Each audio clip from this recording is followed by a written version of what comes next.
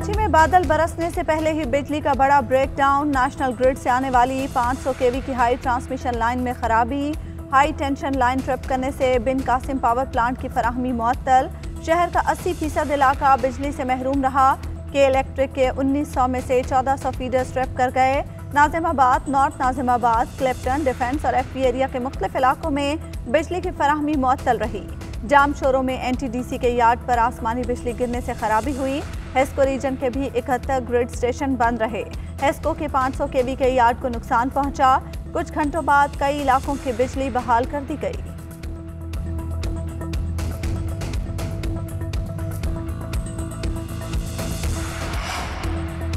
कराची में बादल बरस पड़े, कई इलाकों में तेज़ बारिश। गुलशन हदीद में सबसे ज़्यादा बादल बरसे। यूनिवर्सिटी रोड, DHA में भी बारिश। सिंध के मुख्तलिफ अजला में बारिशों का अलर्ट जारी। आइंदा 24 घंटों के दौरान तूफ़ानी बारिशों के बाइस अर्बन फ्लडिंग का खतरा।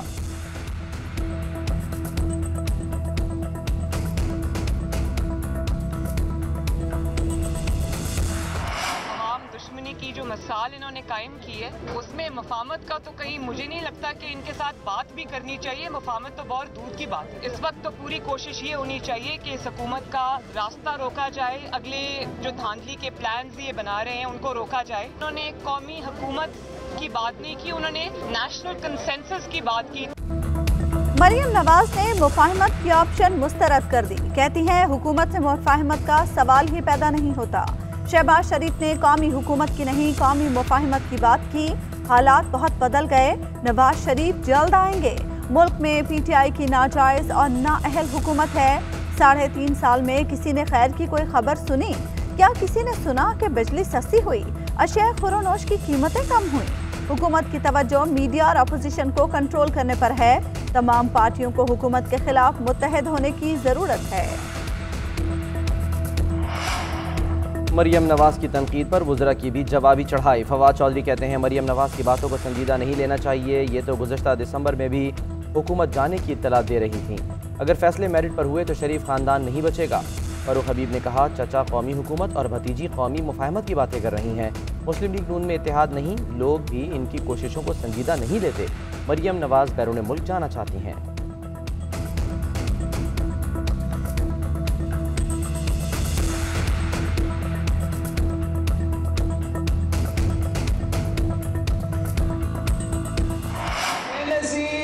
सपोर्ट जब हमने ये इनकलाबी प्रोग्राम लेकर आया था तो उस वक्त जो भी अपोजिशन थे, चाहे वो मियां साहब या खान साहब का जमात से ताल्लुक रखे, वो तो बेनजीर इनकम सपोर्ट प्रोग्राम का मजाक उड़ाते थे। वो हमें ताना देते थे कि आप इस मुल्क के औरतों को भिखारी बना रहे हो।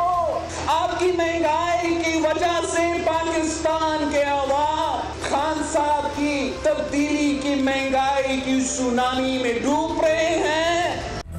एहसास करने वालों को आवाम की तकलीफ का कोई एहसास नहीं। बिलावल भुट्टो की वफाकी हुकूमत पर तनकीद।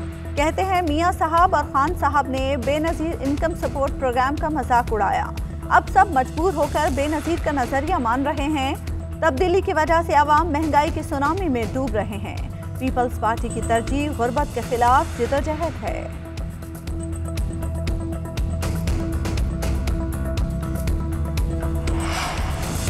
लाहौर में ज्यादती के वाक़यात कम न हो सके। गुजरपुरा में 2 लड़कियों से मुबैना ज्यादती। पुलिस के मुताबिक लड़कियों को अगवा करके फैक्ट्री में ज्यादती का निशाना बनाया गया। तीनों मुलजिम वाक़े के बाद फरार। फैक्ट्री मालिक को गिरफ्तार कर लिया गया। लड़कियों की दरख्वास्त पर मुकदमा दर्ज। वज़ीर आला पंजाब उस्मान बुज़दार का नोटिस, रिपोर्ट तलब कर ली।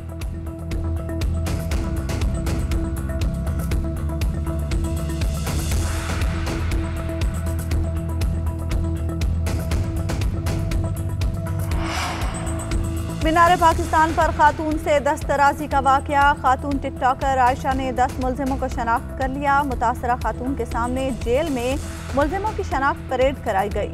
गिरफ्तार मुलजिमों के वालिदैन का कैंप जेल के बाहर एहतजाज। उधर लाहौर हाई कोर्ट ने मीनार पाकिस्तान में बदसलूकी का निशाना बनने वाली लड़की के खिलाफ इंदराज मुकदमा की दरख्वास्त नाकाबिल समाअत करार देकर खारिज कर दी।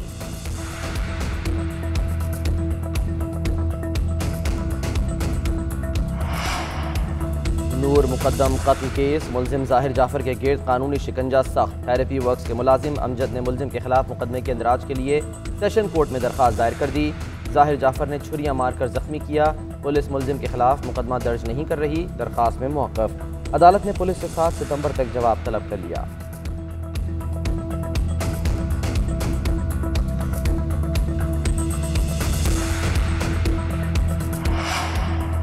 एवनफील्ड सजा के खिलाफ अपील का केस, मरियम नवाज के रवैये पर अदालत बरहम। इस्लामाबाद हाई कोर्ट ने समाअत के दौरान मरियम नवाज की ताख़ीर से आमद और ऊंची आवाज़ में लोगों को सलाम करने पर बरहमी का इजहार किया। अदालत आलिया ने रिमार्क्स दिए कि पहले नैब की जमानत खारिज करने की इस्तदा नहीं सुन रहे थे, लेकिन अब बनती है। जिसे यही नहीं पता अदालत में कैसे आते हैं और इसका तकद्दुस क्या है, तो उसकी जमानत खारिज क्यों न करें। अदालत ने केस की मजीद समाअत 8 सितंबर तक मुलतवी कर दी।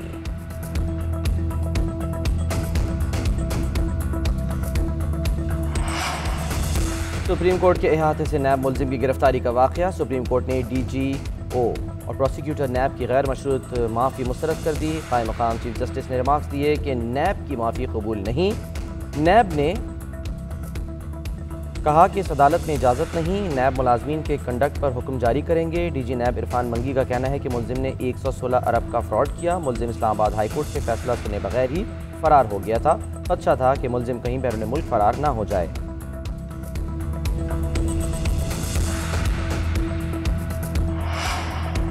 वज़ीर आज़म ने एहसास तालीमी वज़ाइफ प्रोग्राम का इजरा कर दिया। तकरीब से खिताब में वज़ीर आज़म ने कहा, बदकिस्मती से माजी में बच्चों की तालीम पर तवज्जो नहीं दी गई। मौजूदा हुकूमत की कोशिश है कि गरीब बच्चों को तालीम से आरास्ता करे। मुल्क का सबसे बड़ा सरमाया उसके लोग होते हैं। जब लोगों को तालीम नहीं दी जाती तो अपने सरमाए का नुकसान करते हैं। मुल्क में 2 करोड़ बच्चे स्कूलों से बाहर हैं। ज़रूरी है कि हम स्कूल से बाहर इन बच्चों को तालीम दिलाएं।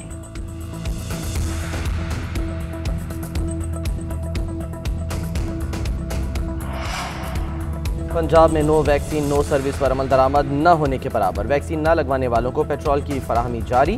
ट्रांसपोर्ट में सफ़र करने वालों के सर्टिफिकेट भी चेक नहीं किए जा रहे। बगैर वैक्सीन लगवाए शहरी तमाम सहूलतों से फ़ायदा उठाने में मसरूफ़। बैरून मुल्क जाने वाले अफराद को बूस्टर डोज भी आज से लगना शुरू। सिंध में 9वीं से 12वीं जमात के तलबा की वैक्सीनेशन लाजमी करार। सरकारी और निजी तालीमी इदारों में वैक्सीन लगाने का अमल 6 सितंबर से शुरू होगा।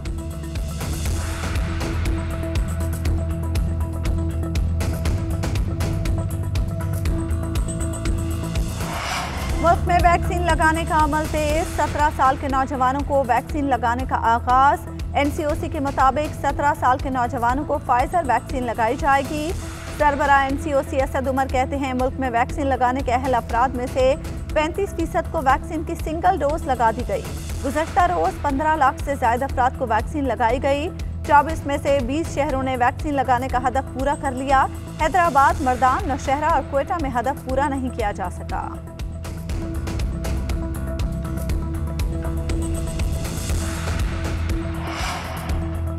पंजाब इंस्टीट्यूट ऑफ कार्डियोलॉजी में दिल के मरीजों को ज़ायदुल मियाद स्टेंट डालने का इंकशाफ। तहकीकात के लिए 6 रुकनी कमेटी कायम। प्रोफेसर डॉक्टर अमजद नोमान की सरबराही में कमेटी तहकीकात करेगी। दस्तावेज़ात के मुताबिक मई, जून और जुलाई में मियाद पूरी करने वाले स्टेंट मरीजों को डाले गए।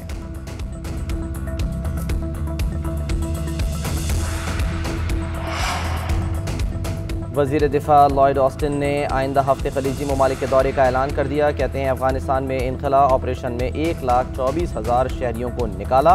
अमरीका और इत्तेहादियों का इनखला ऑपरेशन बहुत बड़ी कामयाबी है। अमरीकी फ़ौज ने अफगानिस्तान में अपना आखिरी मिशन कामयाबी से सरअंजाम दिया। जनरल मार्क मिली बोले, दफ्तर खारजा की सरबराही में अमरीकी शहरियों का इनखला जारी रखेंगे। अफगानिस्तान से सबक हासिल करने के लिए महकमा दिफा तारीख का जायजा लेगा।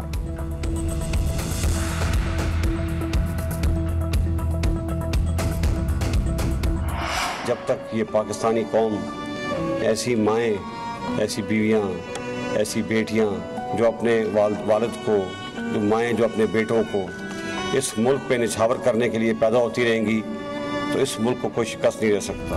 पाकिस्तान की आज़ादी और अमन शहदा की कुर्बानियों का समर। 65 की फतह के 56 साल। हमारे शहदा हमारा फख्र, हम कोई शहादत भूले नहीं। शहर शहर, गांव गांव शहदा की अजीम कुर्बानियों को सलाम। लोग शहीदों के लवाहिकीन को खिराज अकीदत पेश कर रहे हैं।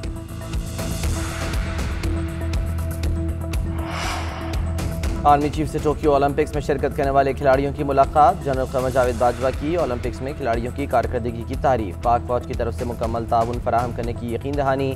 आर्मी चीफ ने कहा कि आलमी सतह पर पाकिस्तान की नुमाइंदगी खिलाड़ियों के लिए एजाज़ और कौम के लिए फ़ख्र है।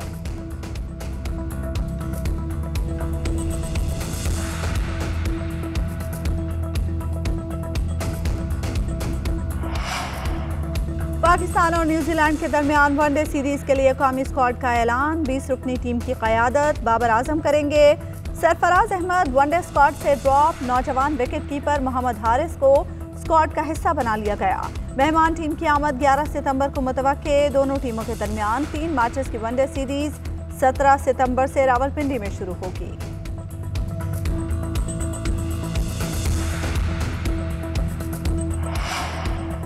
दिलीप कुमार की बेवा सायरा बानो की तबीयत नासाज। अस्पताल के ICU में दाखिल। 77 साला सायरा बानो को सीने में तकलीफ की वजह से अस्पताल दाखिल किया गया।